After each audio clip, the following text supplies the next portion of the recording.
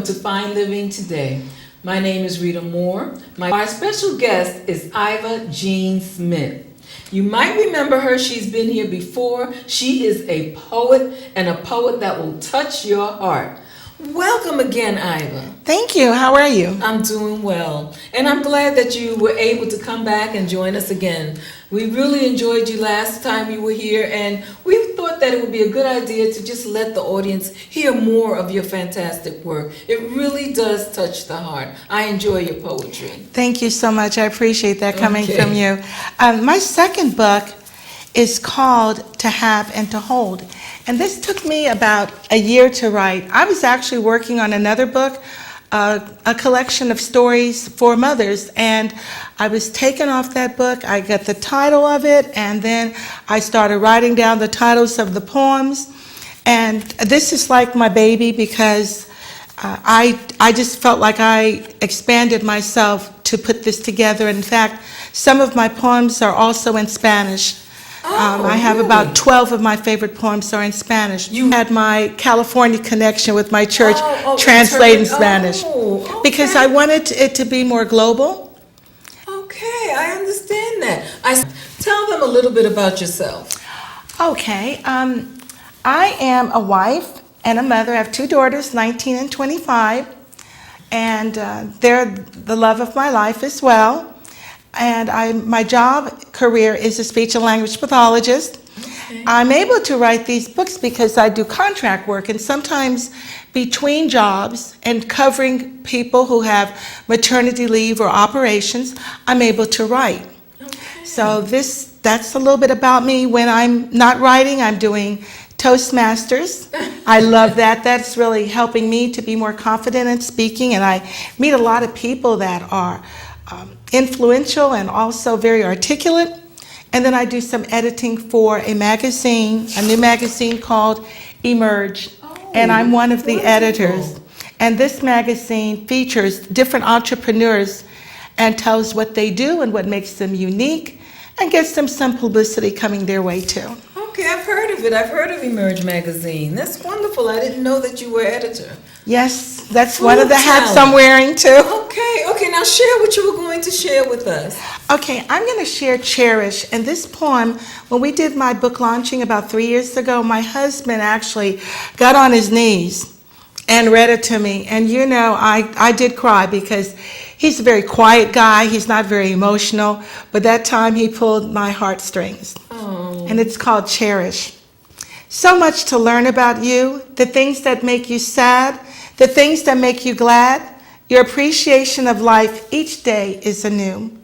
So much to learn about you, the things you want to achieve in life, the goals you will pursue as my wife. One lifetime is too short for all the growing we will do.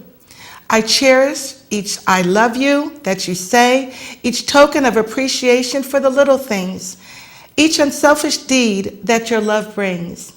Our moments together are like the sun's rays. So much for you to discover about me. Our dreams we freely discuss and share, building our future together with prayer. I cherish our unwavering devotion and unity. You are flesh of my flesh and bone of my bone, a precious gift to enrich my life. I am so grateful that you're my wife. You have transformed our house into a home. That is so beautiful. Thank you. That poem says so much. From the part where he says that one lifetime is not enough, to where he says flesh of my flesh. And you know, you remember that song, My House is Not a Home? He lets you know his house is a home, and because of you. I think that is so beautiful. Thank you. It's really one of my favorites, and my youngest daughter too. She asked me to read that on the show today. So I'll let her know that I did listen and take her suggestion. And now the audience, the viewing audience will really appreciate it. They can replay it. In fact, if they'd like to get a copy of your book. My email address is poetangelwings@aol.com. That's poetangelwings@aol.com. And my publisher, I actually self-publish, is Ex Libris. That's xlibris.com. or barnesandnoble.com. You can get copies of these.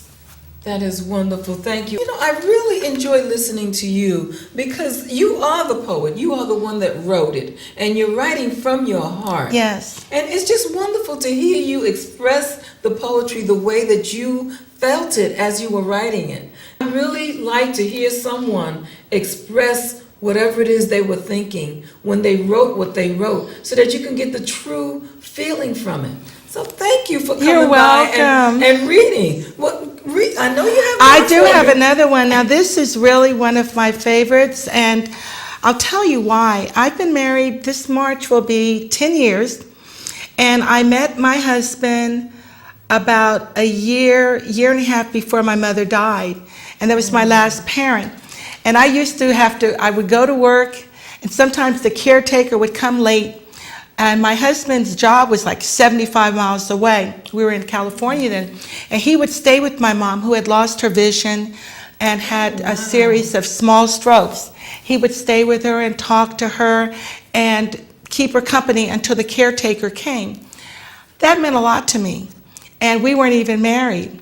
And before she passed, and this is why I love this poem so much, we went to the hospital. We had planned that we were going to move to the East Coast, because his family's from Jersey. And we had said, well, my children, because we're a blended family, and my mom could come. She was going to live with us, but she got sick. So before she passed, we went to the hospital, and he told her, you know, I plan to marry your daughter and to raise their grandchildren and take good care of them. I want you to come home and live with us, but if you're tired and you want to go home with Jesus, that you can. And I got your back. And so we left that evening, and the next morning I planned my mother's homegoing services, and she passed. Right before I got there, I think she knew that I was going to take that prayer back. Like, don't leave, stay another few years. I want you to stay and be a part of my life. But I saw, at that point, I felt so married to him, so committed on one accord, because he embraced my mom and my family, my children. And it's called Here's My Heart, Take My Hand. Take my heart, I give it freely to you. I trust you to guard it carefully. Be honest to it, loyal to it. Cherish the love you have worked so hard to earn. Guard my heart. Let us be inseparable. Let us be kind to one another.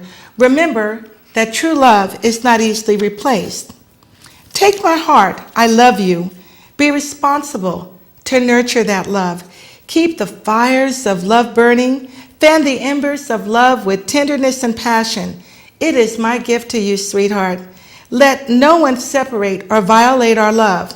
My undisputed love is a treasure, valuable beyond measure.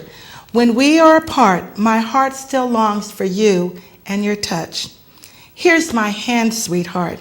My hands are committed to serve you. My hands are designed to support you, to caress you, to rub away the pains and cares of the day, to stroke your face tenderly, to pull you close to me, to grasp yours when we face storms.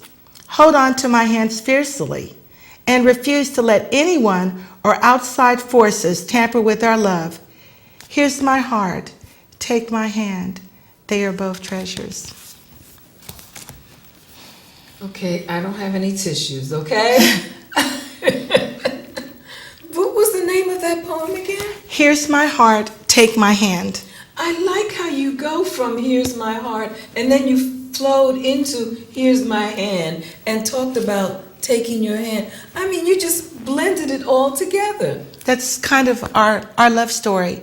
When I met my husband, my mother was kind of on her way out. I had gone through a divorce, and I was very shy at that point, very kind of emotionally traumatized.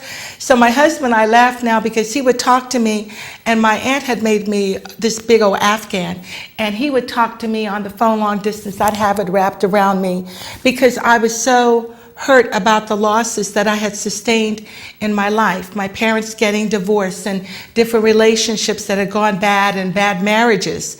So this is really kind of like my testimony, because he came in and picked up the pieces and he became my love, my companion, my Boaz. And so I'm thankful, but this is kind of a tribute to him.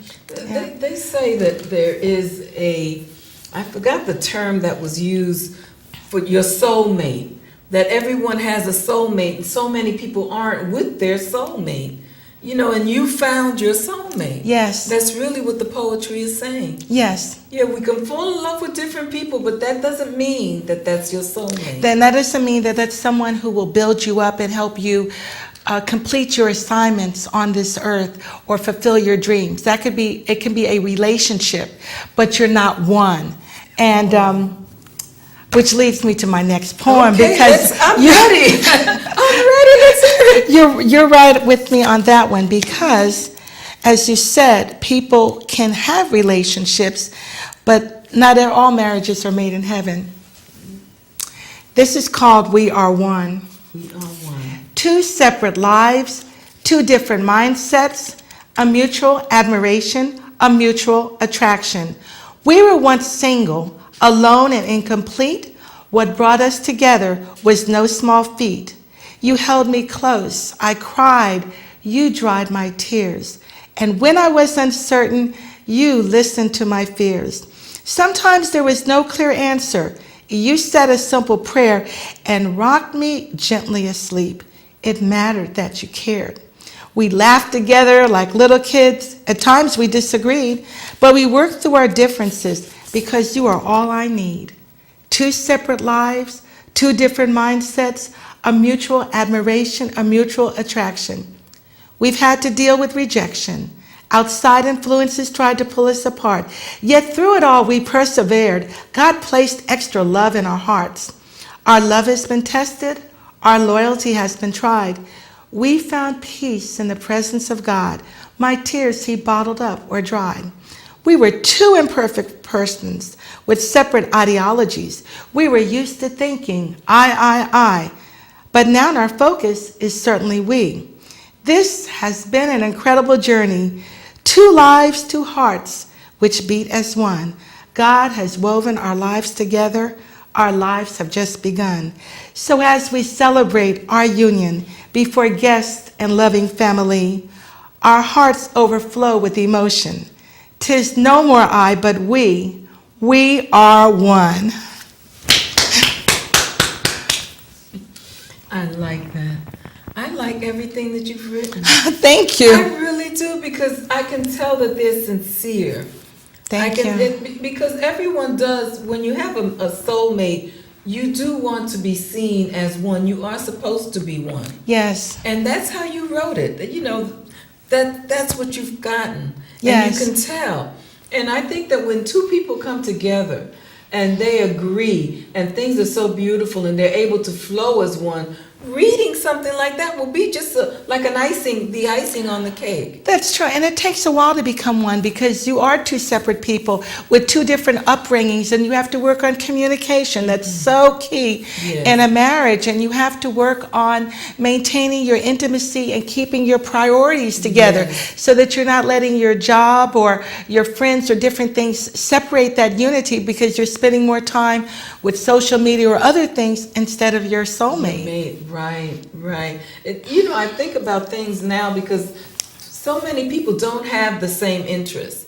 They're together, but they find themselves separating. You have more interest in one thing, and your mate has interest in something else. And before you know it, you just keep going in different directions. Exactly. And it's important to just stick together and remember, we are one. Yes. Come to some kind of medium where you can both do something that you both have an interest in, and just leave everything else alone. And focus on the things that you loved about each other when you were dating. Right. That's important, to have those activities, that date night, that time when it's just you and that person, because the kids grow up and they move out.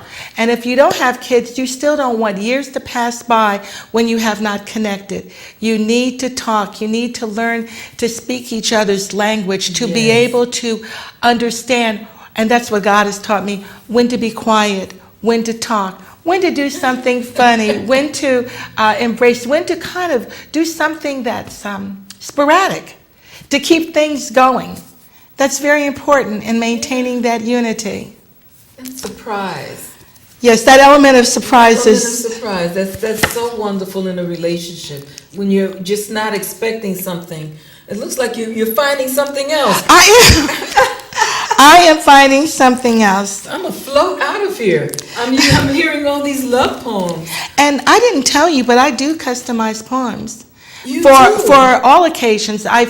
My specialties, I would say, would be family reunions, weddings, and homegoings, but I can write a poem and interview you and write a poem about anything and make it very personal and weave that person's life into the poem and their personality so that you have something that will last a long time. You might very well need something like this. You know, people are falling in love and getting married. They have engagement parties. They have parties for everything. Yeah. I know when my daughter just had a baby, and I know that when she was pregnant, they gave her baby shower. They also had a gender announce party. We never did such a thing. I've never heard of that. Well, actually, when I was having children, you didn't know until you had the child what it was going to be. So, but now they have gender announce parties, and you never know. She might be able to put together a poem. She says she's never done it. There's a first time for everything. You find out what the gender is going to be. You're going to have a gender announce party, or because it's really a surprise for the mother to be. She's supposed to find out what the gender is. So let's say the father finds out it's going to be a son. You tell Iva Jean Smith, and she'll write a beautiful poem about a son coming into the world. Yes. And when you do the gender announce, you announce it through the poem. That's I right. mean, I'm coming up with this. See that? And I'm not even a party planner. That was a great idea. And that's something that you could send to grandparents, something you could Yes. pass out with your thank you acknowledgments for your Yes. shower. Very unique. And you can Yes. put them, you can roll it up and put it like in an empty baby bottle. That's You can right. put in a frame. There's a lot you can do with it. I mean, poetry makes a difference in any situation. That just came off the top of my head. What event are you having that you'd like poetry for? Iva Jean Smith can hook you up. Yes, I can. And you'll be proud. Come on, what do you have for us now? Well, this poem is written for like couples who are separated, and this particular poem I wrote about a couple that are separated because the spouse is in the military. Oh. And so, and it's a little romantic too, so I hope you like it. Yeah. It's called Keep the Candle Burning Brightly. Place a candle in our bedroom window tonight. Light the scented floral one I like so much. You know, the Yankee candle with the double wicks. Open our sheer lacy curtains so I can see the hues of the candle dancing on the glass, the red, blue, and orange flames spiraling higher and higher. Nearing the house, the flames of my heart will be soaring and ablaze with passion for you. My feet will dance as I run up the walkway. Place a candle in our bedroom window tonight. Light this citrus one, which reminds me of honeysuckle. It burned throughout our romantic interlude. That red candle matched your sheer silk negligee. As you stood in the doorway, your silhouette beckoned me to come closer, closer still. The soft flames of the candle illuminated our bedroom, and I lost myself in the solace of your arms and warm kisses. Tonight, I'll be thinking of you and reliving our moments. The intense memories are all that remains while we are apart. I close my eyes tightly and imagine you walking toward me, barefoot. With outstretched arms, you pull me close, so close I can feel your heated breath upon my face. But in reality, we are apart, and my job is to protect America. My military assignment keeps me from the one I love, and all I can think about is coming home to you, our bed, and the mood-enhancing candles. Place a candle in our bedroom window tonight. Light the lavender one, which is so relaxing. Let the intoxicating fragrance fill the air and close the curtains. Tonight, we will shut out the world and its distractions. I want to succumb to your kisses and drift off to sleep. I need to awaken with your face next to mine, with your skin pleasantly warm next to me. Keep the candle burning, darling. I'll be home with you someday. You know, you go, not only do you talk about the candle, but you add the fragrance. And you add it in such a way that I can smell it. You smell the lavender. Yeah. And the citrus. You know, the purple is, I like how you started with the citrus.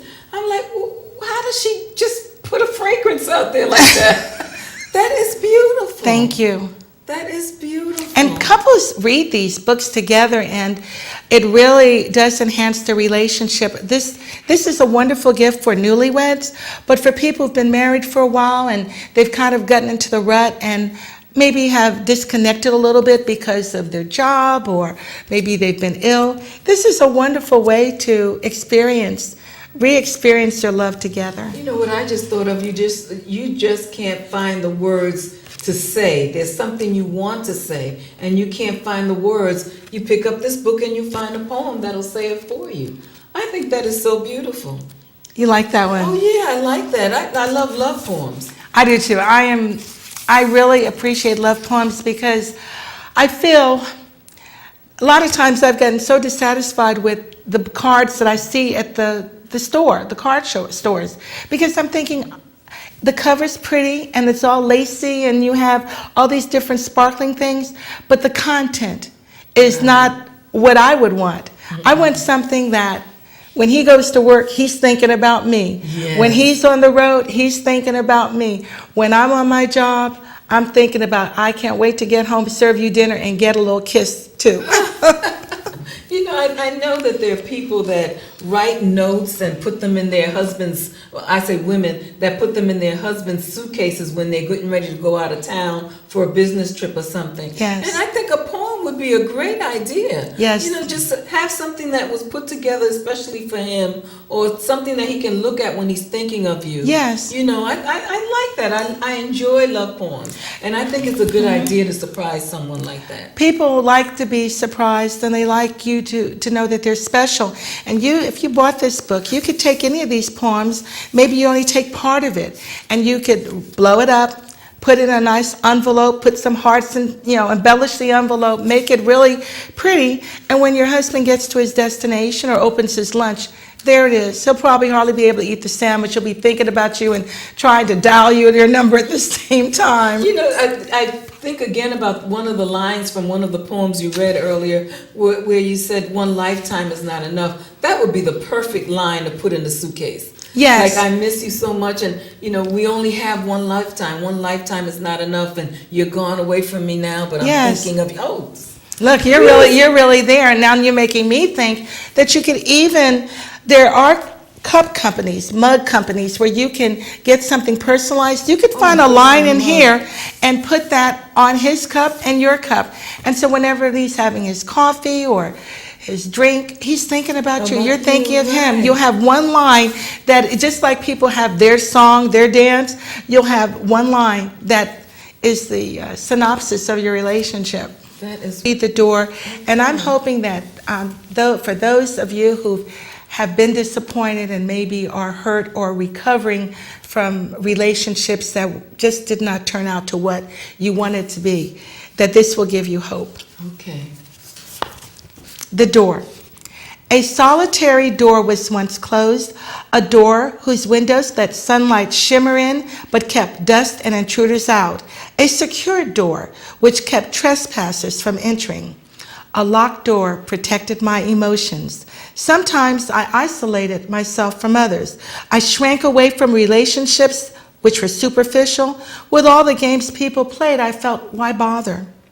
Then one day you came into my life.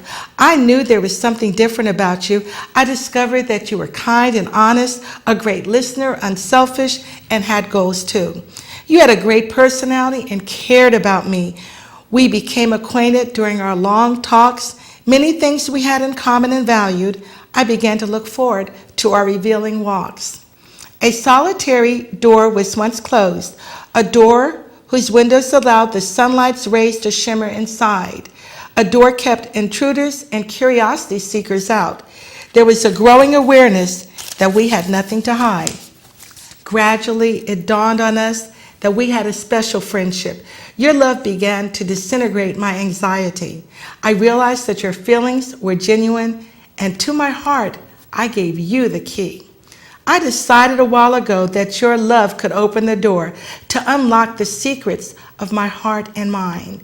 My secrets are safe with you, and I believe that you are all I need, a better love I cannot find. My once padlocked door is now opened. You can enter the doorway to my heart at will, for I have reserved my love exclusively for you. The emptiness I once felt has vanished. Your love, my heart did heal. When she was reading, there's certain lines that just stop me, and where I have to remind myself, breathe, breathe. And one thing that I caught, I mean, a lot in that, just the fact that it's a door, and it's a metaphor, but you use it so well. And then at the end, you not only say that you gave him the key to the lock, you gave him a key to the padlock. Yes. I mean, stuff like that just stops me like, wow, you really had it locked and he can open it. Oh yeah, it was locked. I mean, I had just about given up on even getting married again because of the relationship that I had that went really sour after 15 years. Oh, it was wow. very, very sad. And it wasn't that I didn't want to hold on to it. It wasn't that I didn't want counseling, but my husband decided he wanted to have a different kind of lifestyle, and I couldn't go along with it. So I did. My mother passed, but before she passed, she met Gregory. She felt safe that she could go on to her eternity with him being there for my children and myself, and he has continued to keep that promise that he made on her deathbed. That is beautiful.